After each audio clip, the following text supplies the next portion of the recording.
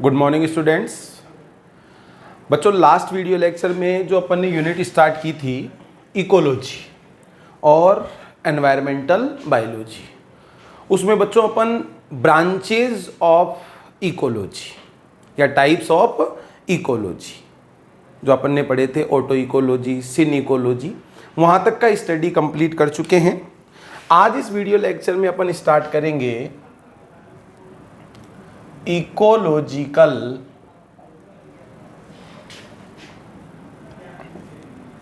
Hierarchy, hierarchy या hierarchy. तो देखो बेटो, इकोलॉजिकल हायरार्की जो है इसको अपन मान सकते हैं सीक्वेंस ऑफ स्टेप्स या लेवल्स।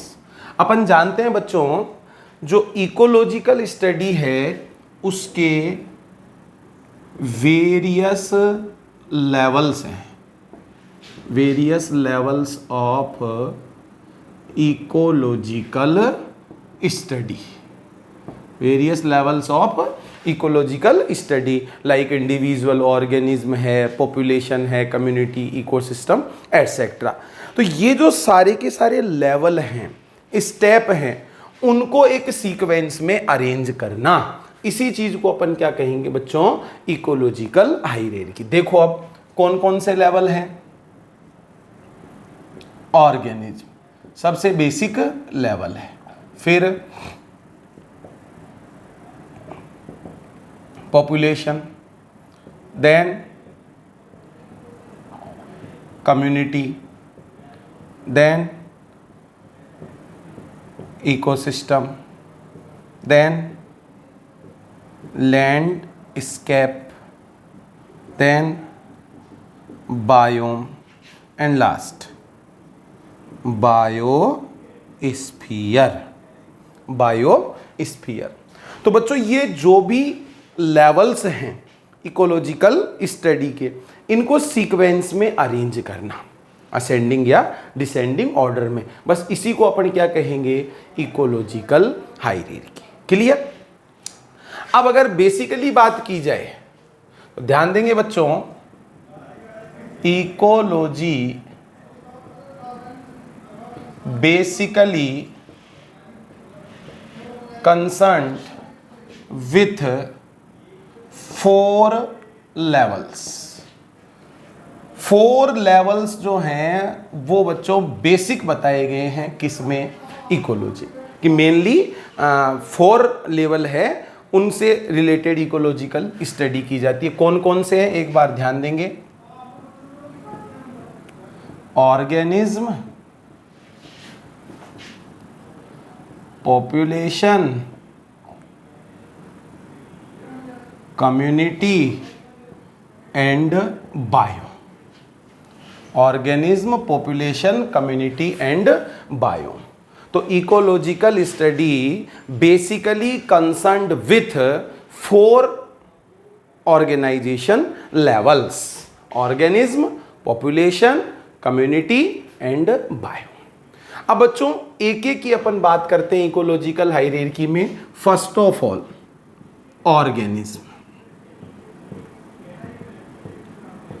अब बच्चों, जो इंडिविजुअल ऑर्गेनिज्म है, इंडिविजुअल ऑर्गेनिज्म को अपन मान सकते हैं basic unit for ecological study. Basic unit for ecological study. Ecological study के लिए अपन बेसिक यूनिट मान सकते हैं किसको? ऑर्गेनिज्म को। क्लियर? अब बच्चों, अगर अपन बात करें ऑर्गेनिज्म की, तो ऑर्गेनिज्म जो होता है उसके लेवल पर अपन देखें एनवायरमेंटल कंडीशंस। भाई, इंडिविजुअल ऑर्गेनिज्म के अकॉर्डिंग अपन क्या देखें? Environmental conditions. तो according to environmental conditions organismic level पर अपन किन किन चीजों का स्टडी करते हैं? फॉर्म, ऑर्गेनिज्म की form, physiology, of organism, behavior of organism, distribution of organism and adaptations of organism। तो ऑर्गेनिज्म्स का अपन इकोलॉजिकल स्टडी करेंगे इंडिविजुअल ऑर्गेनिज्म के लेवल पर।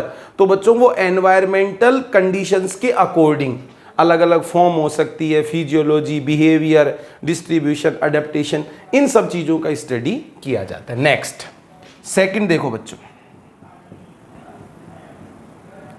पॉपुलेशन। अब पॉपुलेशन क्या है? तो पॉपुलेशन एक group of individuals of same species present in a particular area. एक पर्टिकुलर एरिया में मिलने वाले सेम स्पीशीज के इंडिविजुअल्स का ग्रुप, इस ग्रुप को ही बच्चों क्या कहा जाएगा? पॉपुलेशन कहा जाएगा। तो सिमिलर, एक जैसे ऑर्गेनिज्म होते हैं, उनका ग्रुप जो एक पर्टिकुलर टाइम पीरियड पर एक पर्टिकुलर स्पेस में, एरिया में, रीजन में मिलता है, उसको अपन पॉपुलेशन कहेंगे। Next third, community. अब ध्यान देंगे बच्चों, व्हाट इज कम्युनिटी? कम्युनिटी क्या है? तो community group of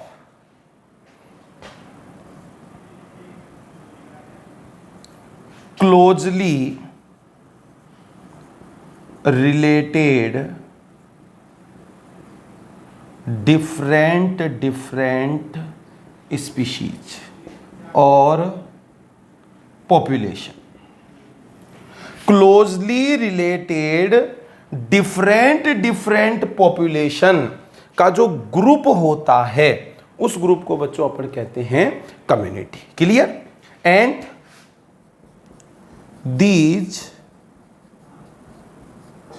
populations are interdependent and interacting। ये जो अलग अलग टाइप की पॉपुलेशन होती है जो मिलकर कम्युनिटी बना रही है, वो इंटरडिपेंडेंट होती है और इंटरेक्टिंग होती है, उनके बीच में इंटरेक्शंस होते हैं। कुछ इंटरेक्शंस के जैसे मैं अगर आपको एग्जांपल बताऊं, like parasitism, like predation, like commensalism, like mutualism.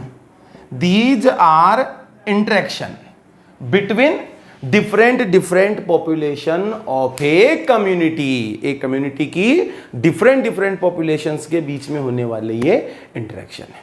तो बच्चों कम्युनिटी जो है वो inter related, interacting, interdependent, closely related different populations का ग्रुप होता है। क्लियर? तो बच्चों अगर इकोलॉजिकल हायरार्की की अपन बात करें तो 3 लेवल्स का अपन ने स्टडी कर लिया, ऑर्गेनिज्म, पॉपुलेशन एंड कम्युनिटी। अब अपन स्टार्ट करते हैं ecosystem.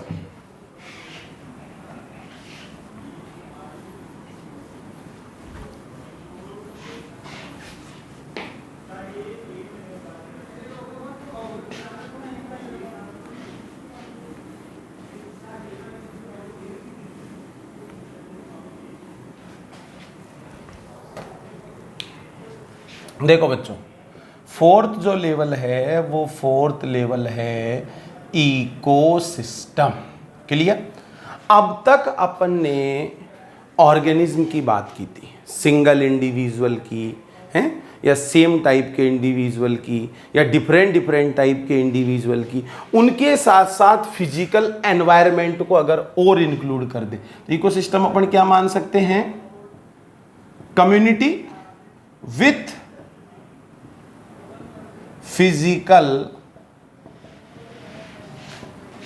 Environment. Community with physical environment. भाई इकोलॉजी की अपन बात करेंगे तो इकोलॉजी में अपन ऑर्गेनिज्म और उसके फिजिकल एनवायरनमेंट के बीच होने वाले इंटरेक्शन का स्टडी करते हैं। तो कम्युनिटी के साथ साथ किसको इंक्लूड करेंगे, फिजिकल एनवायरनमेंट को अगर अपन इंक्लूड कर देंगे तो वो बच्चों इकोसिस्टम बन जाएगा। और इकोसिस्टम को अपन नेचर की बेसिक यूनिट मान सकते हैं, इकोसिस्टम। क्लियर। अब देखो इकोसिस्टम में कम्युनिटी में ऐसे मान लो ऑर्गेनिज्म भी है और फिजिकल एनवायरनमेंट भी। तो फिजिकल एनवायरनमेंट और ऑर्गेनिज्म जो रह रहे हैं किसमें, इकोसिस्टम में, इनके बीच में होता है exchange of energy, exchange of energy and cycling of minerals और न्यूट्रिएंट्स। इनकी क्या चलती रहती है बच्चों, साइक्लिंग चलती रहती है कम्युनिटी और फिजिकल एनवायरनमेंट के बीच में। किसमें, इकोसिस्टम में। Next fifth, landscape. अब लैंडस्केप जो है, लैंडस्केप को अपन मान सकते हैं ए यूनिट ऑफ लैंड। लैंडस्केप को क्या मान सकते हैं बच्चों, a unit of land with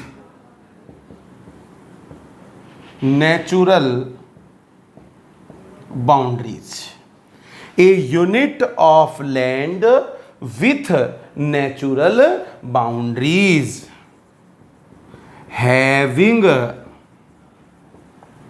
mosaic like patches, having mosaic like patches which are represent ecosystem।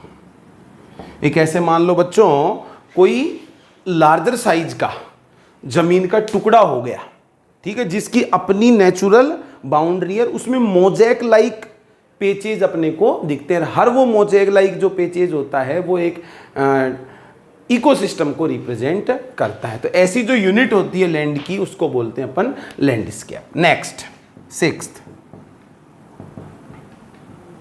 Biome.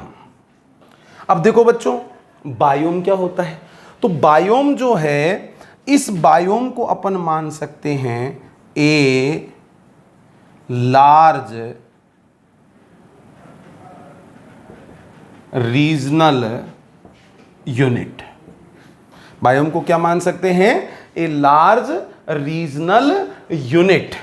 अब ये जो बड़ी रीजनल यूनिट होती है, ध्यान देंगे, स्पेसिफिक क्लाइमेटिक कंडीशंस। उस लार्जर रीजनल यूनिट की स्पेसिफिक क्लाइमेटिक कंडीशन होती है, फिक्स, यूनिक, अलग, और उन स्पेसिफिक क्लाइमेटिक कंडीशंस के अकॉर्डिंग ही प्रेजेंट होते हैं प्लांट्स या वेजिटेशन टाइप, जिसको अपन बोलते हैं फ्लोरा। वेजिटेशन टाइप पर्टिकुलर जगह का क्या कहलाएगा, फ्लोरा। और फ्लोरा से ही एसोसिएटेड, फ्लोरा एसोसिएटेड फ्योना भी प्रेजेंट होता है। फ्योना को अपन मान सकते हैं बच्चों सारे एनिमल जैसे मिलाकर। तो एक बड़ी लार्जर रीजनल यूनिट जिसकी अपनी स्पेसिफिक क्या होती है, क्लाइमेटिक कंडीशन, और उन स्पेसिफिक क्लाइमेटिक कंडीशंस के अकॉर्डिंग ही वहां का वेजिटेशन टाइप होता है। तो वहां की वेजिटेशन भी स्पेसिफिक ही हो जाएगी और उस वेजिटेशन पर बेस्ड जो एनिमल होंगे वो वहां पर प्रेजेंट होंगे। क्लियर। इसको कह देंगे बच्चों बायोम। और लास्ट है बायोस्फीयर। बायोस्फीयर को अपन क्या मान सकते हैं, life supporting zone. Life supporting zone included all biomes of earth. ठीक है भाई, अर्थ के जितने भी बायोम हैं सबको अपन इंक्लूड कर सकते हैं, और जहां पर लाइफ को सपोर्ट करने वाली कंडीशन प्रेजेंट है। क्लियर? तो अर्थ के सभी बायोम को इंक्लूड करने से एक बड़ा जो लाइफ सपोर्टिंग जोन बन जाता है, बस उसी को हम क्या कहेंगे बच्चों? बायोस्फीयर कहेंगे। तो इस तरीके से कंप्लीट होती है इकोलॉजिकल हायरार्की। क्लियर? अब एक ऑर्गेनिज्म की अपन बात करते हैं उसके एनवायरनमेंट के रेस्पेक्ट में, कि भाई ऑर्गेनिज्म है, ऑर्गेनिज्म के सराउंडिंग एनवायरनमेंट है, उस एनवायरनमेंट के कौन कौन से कंपोनेंट होते हैं, क्या वो एनवायरनमेंट चेंजेबल होता है कि स्टेबल होता है। ठीक है?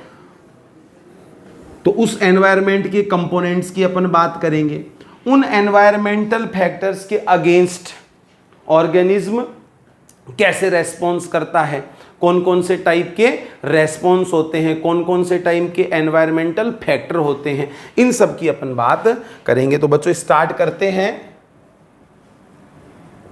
Organism and its environment.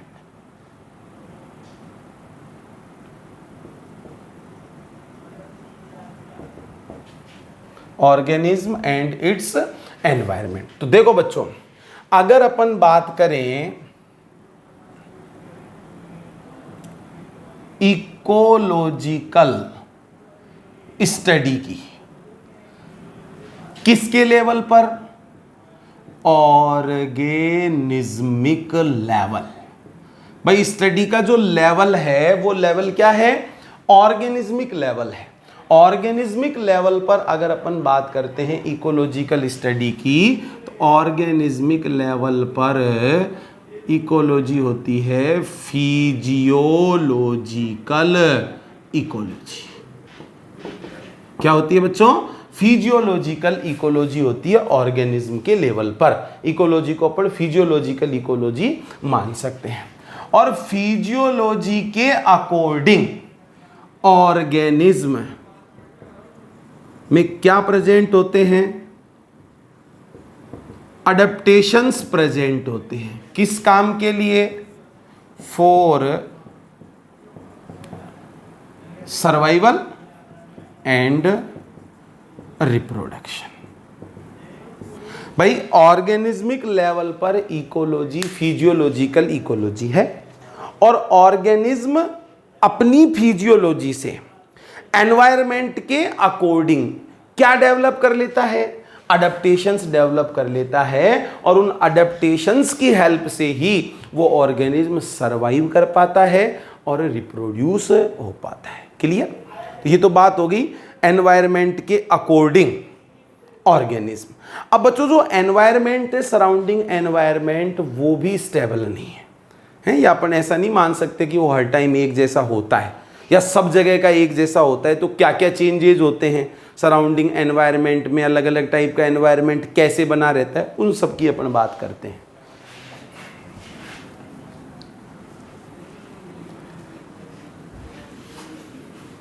देखो बच्चों, first of all rotation of over planet, rotation of over planet around sun, and second tilt of axis of earth। अपने प्लानेट का रोटेशन किसके चारों ओर? सन के चारों ओर। और अर्थ की एक्सिस का क्या होना बच्चों? टिल्ट होना, झुका हुआ होना। इसकी वजह से क्या आते हैं? ध्यान देंगे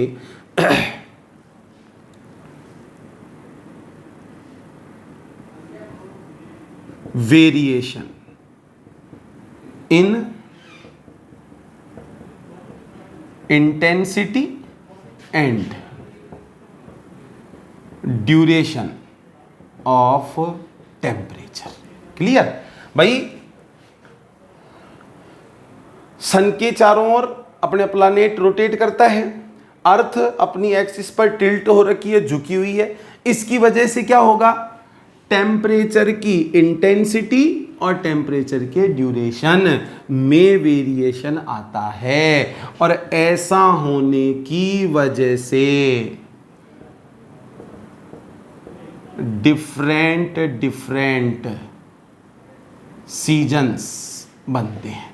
ऐसे मान लो डिफरेंट सीजन, अलग अलग ऋतुएं बनती हैं। क्लियर? अब ध्यान देंगे बच्चों, चेंजेज और variation in temperature and other annual changes like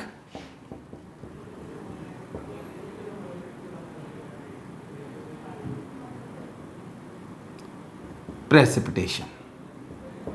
इसमें बच्चों रेनफॉल, रेन भी इंक्लूड है, और स्नोफॉल, बर्फबारी, ये भी इंक्लूड है।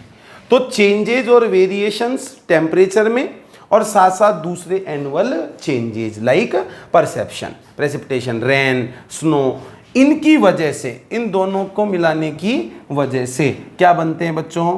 Formation of different biomes. Clear? अलग अलग जो बायोम होते हैं वो बायोम बच्चों इस टेम्परेचर में चेंज और कहाँ पर कैसा एवरेज रेन है, स्नोफॉल है, उससे अलग अलग बायोम बनते हैं। क्लियर? अब आपको ध्यान क्या देना है बच्चों, अपनी बुक में एक ग्राफ दिया हुआ है, एक डायग्राम। जैसे बायोम की अगर अपन मान लो एग्जाम्पल देखें तो जैसे सपोज टुंड्रा है, टुंड्रा, टेगा, टेम्परेट फॉरेस्ट,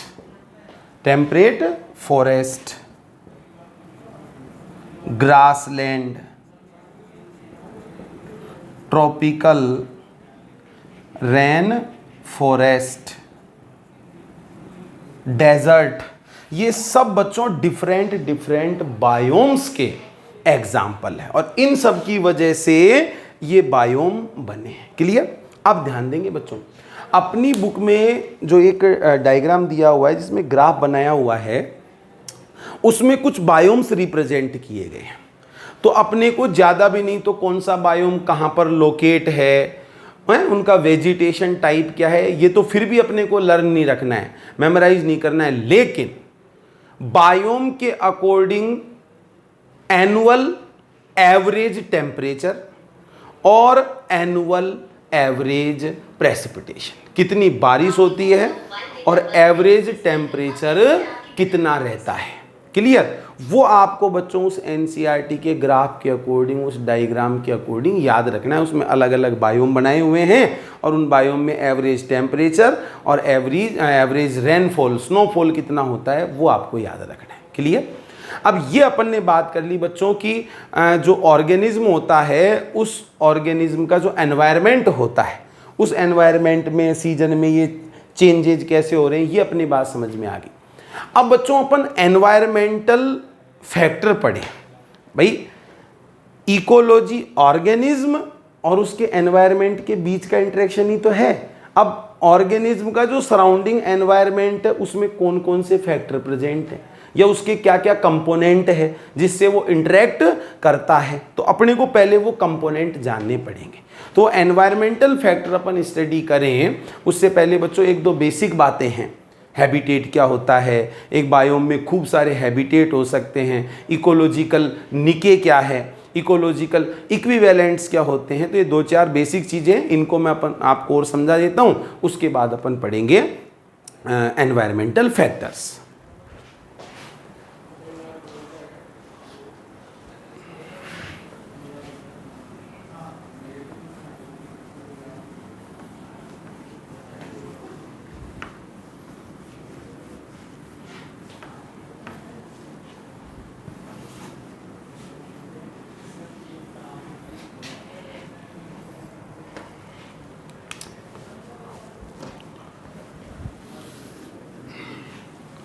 देखो बच्चों, फर्स्ट ऑफ ऑल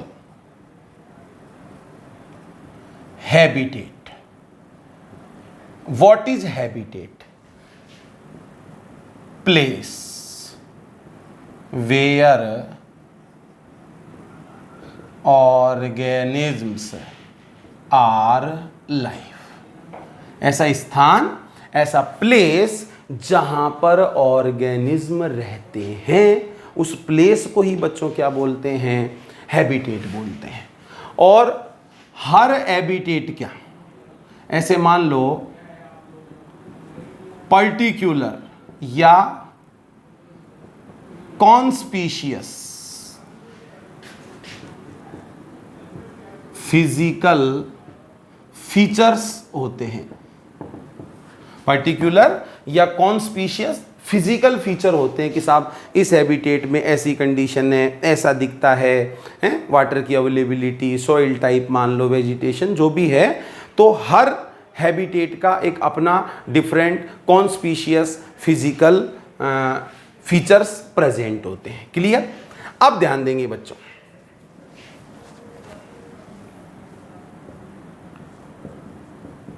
इस single habitat support many species. कई सारी स्पीशीज को सपोर्ट करता है एक हैबिटेट, या एक हैबिटेट में कई सारी स्पीशीज क्या होती हैं? प्रेजेंट होती है। या अपन मान सकते हैं कि एक सिंगल हैबिटेट में मैनी इकोलॉजिकल निके आर प्रेजेंट। क्या होते हैं निके, वो भी अपन आगे पढ़ेंगे। अब देखो बच्चों, अगर अपन बात करें बायोम की, ठीक है, तो local and regional variations are present in biomes. Local and regional variations देखने को मिलते हैं किसमें? बायोम्स में। और उन लोकल और रीजनल वेरिएशंस की वजह से many habitat found in biome. Clear? Biome के अंदर खूब सारे हैबिटेट प्रेजेंट होते हैं, किसकी वजह से? लोकल और रीजनल वेरिएशंस की वजह से। अब अपने माइंड में ये तो आइडिया आ गया कि हैबिटेट वो प्लेस है जहां पर ऑर्गेनिज्म रहते हैं, लाइफ, ठीक है, वहां पर रहते हैं। अब बच्चों कंडीशन ये, हमको यही नहीं सोचना चाहिए कि यार अभी जैसे मान लो कोई फॉरेस्ट है, कोई फॉरेस्ट है, या अपन मान लो कोई पॉन्ड की बात करें, कोई लेक की अपन जैसे बात करें, नॉर्मल ग्रास लैंड है, तो अपन तो यही सोचते हैं कि भाई ऑर्गेनिज्म यहाँ पर रहते हैं और यही इनका हैबिटेट है। तो अपने को ऐसे नहीं सोच लेना है कि केवल ऐसे फेवरेबल कंडीशन वाले ही हैबिटेट प्रेजेंट होते हैं। बहुत सारे हैबिटेट बच्चों ऐसे भी होते हैं जिन पर कंडीशन बहुत ज़्यादा एडवर्स होती है, अनफेवरेबल होती है, जहाँ पर अपन इमेजिन भी नहीं कर सकते कि ऑर्गेनिज्म सर्वाइव भी कर सकता है। नहीं, अभी हॉट स्प्रिंग्स होते हैं जहाँ पर टेम्परेचर बहुत ज़्यादा होता है। अपनी इंटेस्टाइन के अंदर जैसे अपन देख लें, हैं, ट्रॉपिकल डेजर्ट की अपन बात करें, जैसे अपने राजस्थान के अंदर मान लो थार जैसे डेजर्ट है, हैं, डीप कंपोस्ट पोलर रीजन में अपन देखें तो कई फीट मोटी ऐसे गहरी बर्फ जैसे जमी हुई रहती है, तो जहाँ पर अपन नॉर्मल सोच नहीं सकते हैं कि यार यहाँ पर भी कोई किसी ऑर्गेनिज्म का हैबिटेट हो सकता है क्या, या वहाँ पर भी ऑर्गेनिज्म प्रेजेंट हो सकता है कि, लेकिन ऐसी जगहों पर भी ऑर्गेनिज्म प्रेजेंट होते हैं। क्लियर? ये तो बात हो गई बच्चों हैबिटेट की। अब अपन बात करते हैं आपके नीट के एग्जाम के, 12th के एग्जाम के पॉइंट ऑफ व्यू से बहुत ही इंपॉर्टेंट चीज है इकोलॉजिकल निके। तो ये इकोलॉजिकल निके क्या होता है, इसको अपन समझते हैं।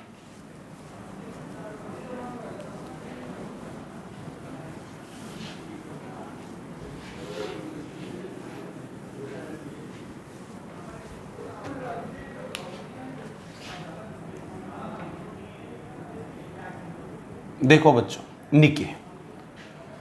निके जो है, निके को अपन मान सकते हैं functional role of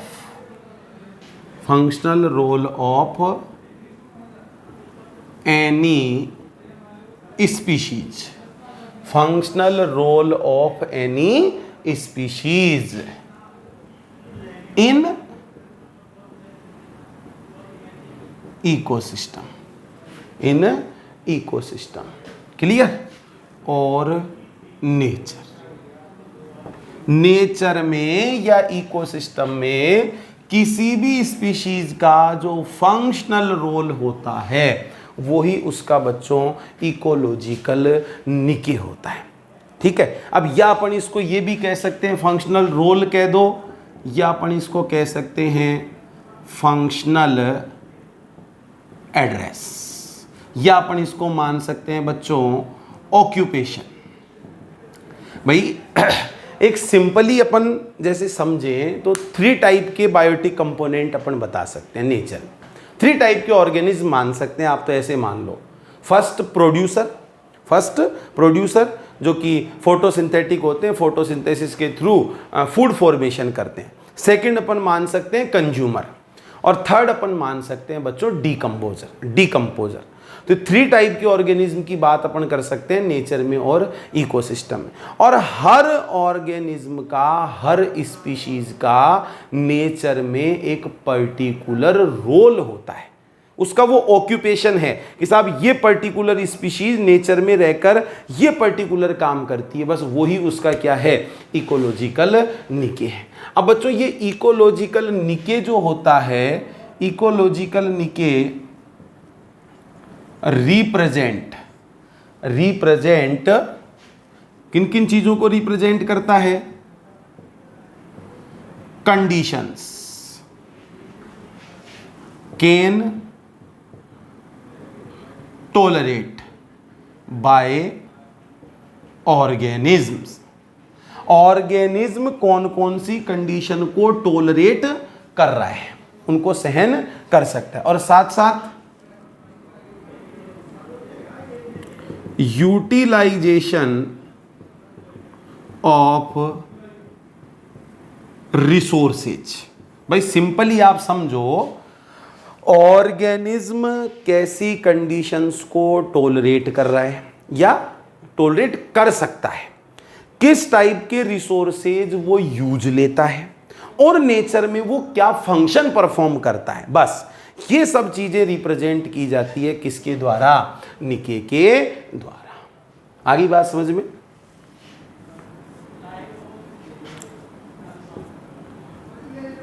to different species not found in a single niche. 2 अलग अलग स्पीशीज एक सिंगल निके में प्रेजेंट नहीं होती है एट सेम टाइम, ठीक है। एक पर्टिकुलर टाइम पर लंबे समय के लिए 2 डिफरेंट स्पीशीज सेम निके में नहीं रह सकती। अरे यार ये बात समझ, तो अपन पीछे अपन ने पढ़ा कि साहब हैबिटेट में तो कई सारी स्पीशीज प्रेजेंट होती है, इसका मतलब उस हैबिटेट में कई सारे निके होते हैं। किसी भी एक सिंगल निके में 2 स्पीशीज लॉन्ग टाइम तक सरवाइव नहीं कर सकती है, वो नहीं रह सकती है। क्लियर? ये तो बात हो गई निके की। अब बच्चों एक टर्म पर आप और ध्यान देंगे, ecological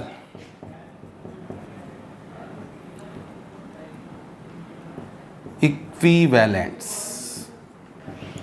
ecologically equivalents, equal species किनको माना जाएगा, इकोलॉजिकली इक्वल स्पीशीज कौन सी होती है। तो ध्यान दो बच्चों, 2 डिफरेंट स्पीशीज, मान लो 2 अलग अलग स्पीशीज है, 2 different species found in different geographical region. Two different different species है, वो डिफरेंट डिफरेंट जियोग्राफिकल रीजन में मिल रही है, बट इकोलॉजिकल निके सेम।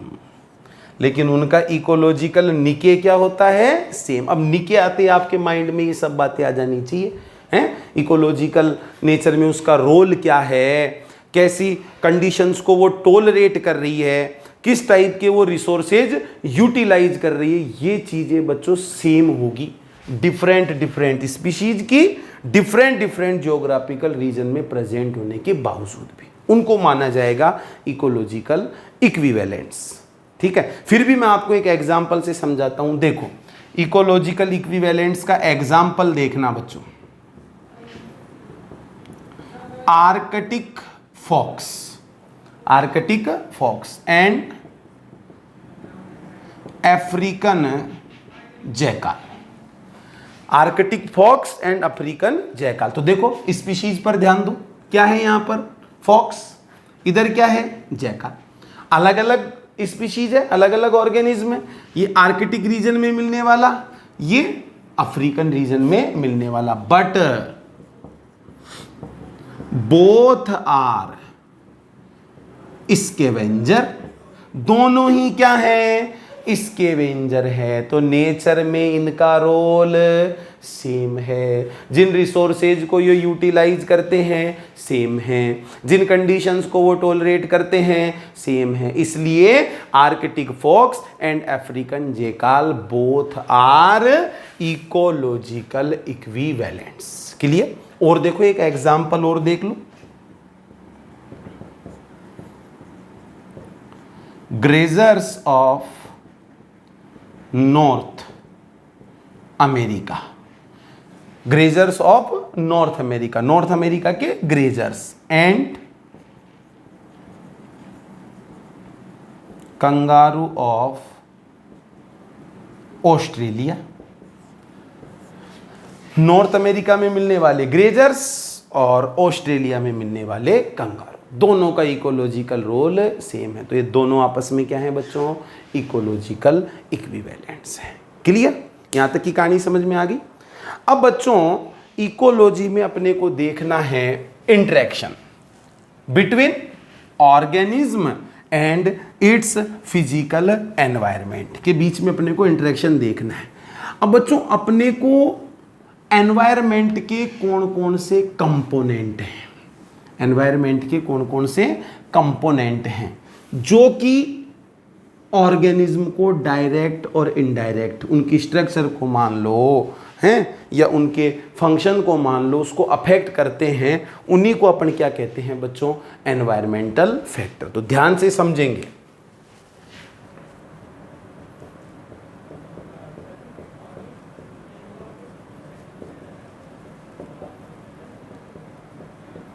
एनवायरमेंटल फैक्टर्स, ध्यान देंगे।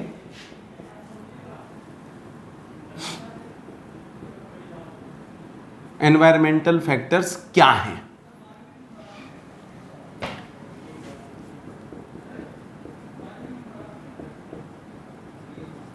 एनवायरमेंटल कंपोनेंट, एनवायरमेंटल कंपोनेंट, एनवायर के ही कंपोनेंट हैं जो कि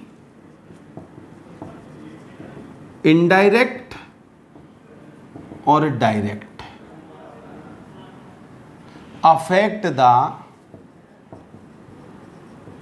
structure and function of organism। Organism की स्ट्रक्चर को और फंक्शन को इनडायरेक्ट या डायरेक्ट क्या करें? अफेक्ट करें। नेचर के या एनवायरनमेंट के कंपोनेंट, बस उन्हीं को बच्चों अपन क्या कहेंगे? Environmental factor. Environmental factors are of two types. Environmental factors are of two types. First is abiotic and second is biotic. Clear? तो फर्स्ट ऑफ ऑल अपन बच्चों एबायोटिक फैक्टर्स की बात करेंगे, ठीक है। तो many abiotic environmental factors are present in over book, 4 major, या अपन कह सकते हैं की टाइप के एनवायरमेंटल फैक्टर बताए हुए अपनी बुक में 4: temperature, water, light and soil. तो सबसे पहले ये जो चारों की टाइप के एबायोटिक फैक्टर हैं इनका अपन स्टडी करेंगे। क्लियर? एक एक को अपन पढ़ेंगे। अब इन एबायोटिक फैक्टर्स के अगेंस्ट ऑर्गेनिज्म क्या रेस्पॉन्स देता है, ठीक है, वो रेस्पॉन्स अपन पढ़ेंगे। उसके बाद फिर पॉपुलेशन और ये बायोटिक फैक्टर इन सब की स्टडी अपन स्टार्ट करेंगे। तो बच्चों एबायोटिक टाइप के एनवायरमेंटल फैक्टर्स स्टार्ट करेंगे अपन नेक्स्ट वीडियो लेक्चर में। Thank you.